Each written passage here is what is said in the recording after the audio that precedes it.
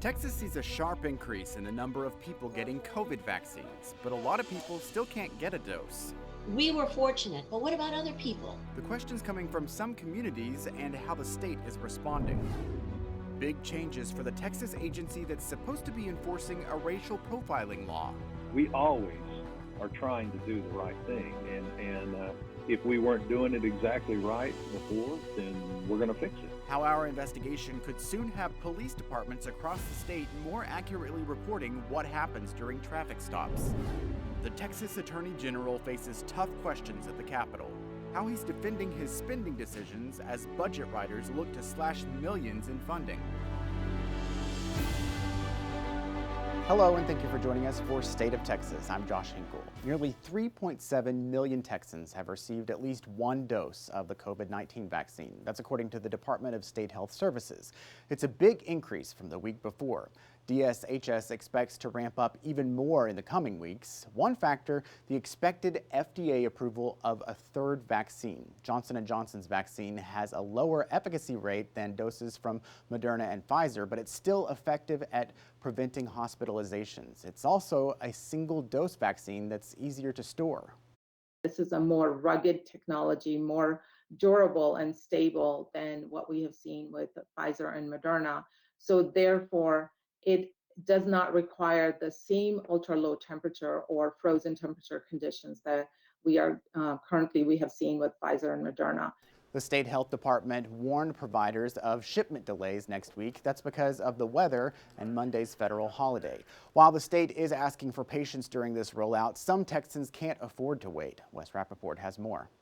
This is Anna and her husband Don. They're in phase 1B for the COVID-19 vaccine. And after weeks of trying to land a time slot for their second dose from Austin Public Health, finally got an appointment for Friday. It's that vacuum of information that has us particularly concerned about the entire rollout. We were fortunate, but what about other people? In Webb County, the vaccine hub operated by the City of Laredo Health Department has received more than 18,000 doses, but area Democrats say they need more support from the state. We instituted our own orders to partially close non-essential activities in our city that we saw help address the pandemic. The data showed that our actions worked until, of course, the governor took our powers away and instead provided a much more relaxed order that allowed for him, in his mind, the best of both worlds, which was reckless. The governor has a different outlook. Texas is doing such a good job across the entire state increasing vaccinations, and we are limited by what the federal government provides us.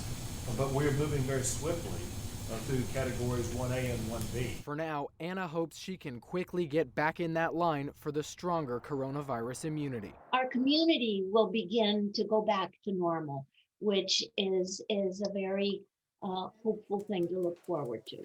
I'm Wes Rappaport for State of Texas. The Texas Military Department sent state mobile vaccination teams to 5 more rural counties. They include San Saba in the Hill Country, Goliad in southeast Texas, and Sterling, Jeff Davis, and Crockett counties in West Texas. The Texas Education Commissioner is defending his decision to administer the STAAR test this spring. Many teachers and parents have objected, saying it's unfair and unsafe during the pandemic. Politics reporter John Engel shows us why some students won't have to take the test and how that could impact local school districts amid a widening learning gap. If we don't know where they are, then how do we know how effectively to support them? Texas Education Agency Commissioner Mike Morath telling the Texas Tribune that without the STAAR test, the learning gap created by the pandemic could grow and have an even longer lasting impact. How do we know to make these grand sets of changes that we will need to make to honor our moral commitment to children?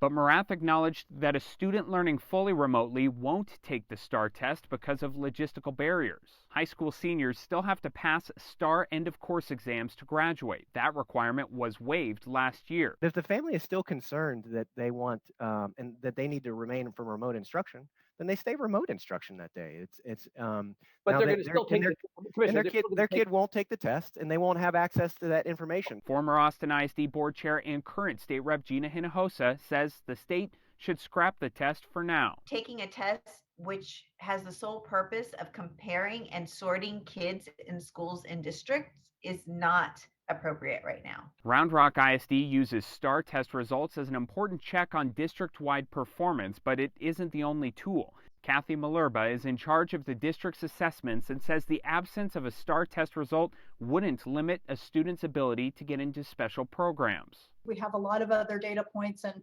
obviously success in the classroom is first and foremost. For State of Texas, I'm John Engel. Commissioner Morath also said that the state has not yet decided whether it will continue to fully fund school districts for the spring semester, even if they face a decline in attendance. Texas Senate budget writers had tough decisions for the state attorney general. Ken Paxton faced the Finance Committee as they reviewed his budget request for the next 2 years. Republican Finance Chair Jane Nelson expressed concern at how Paxton handled $40 million in raises for his office. And if every agency did what yours did, General Paxton, we wouldn't have a budget. We wouldn't even need a budget.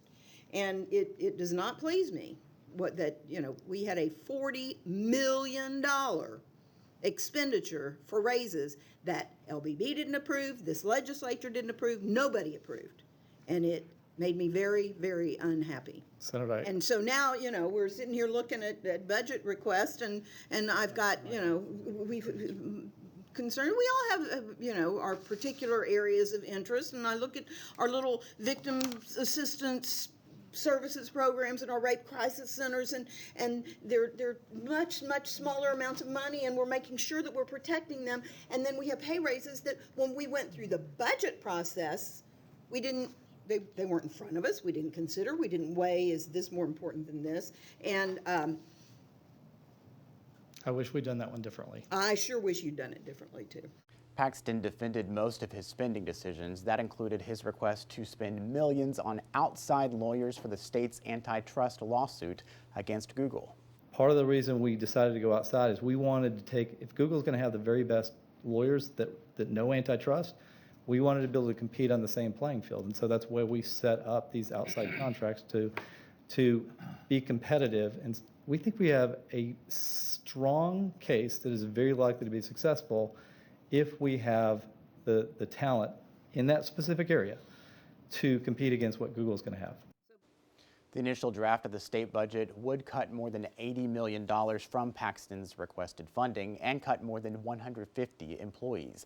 Paxton fired several senior aides last year. He now faces a whistleblower lawsuit by 4 of those aides who accuse him of accepting a bribe.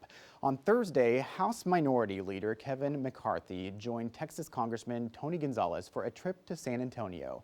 They addressed the impact President Biden's executive orders could have on the energy sector. The congressman visited Howard Energy, a business that claims their pipeline project in New Mexico is now on pause due to one of the president's orders. Congressman McCarthy says he's urging the president to rethink the orders. That's why we asked President Biden to change the track, to take away the executive order that stops the leases, to take away his executive order to end the Keystone Pipeline. Let's work together. Let's take you at your own word. Right now is critical to blue-collar jobs, that we fight for these jobs and we ensure that they stay, keeping our economy going. Environmentalists say the president's executive orders are long overdue and the jobs lost can be made up in the renewable energy sector. Texas lawmakers have said no to casinos and gambling for years. Why gaming supporters think their luck could change this session. I built a bed in my car and now I live in my car because rent is just too expensive to pay. The pandemic puts more people in need of help with rent and utilities. Now the state's stepping in. Who qualifies for the new program to reach struggling Texans? We first revealed how hundreds of Texas police agencies have failed to report racial profiling data to the state, how our investigation is now leading the state to take action to make sure they follow the law.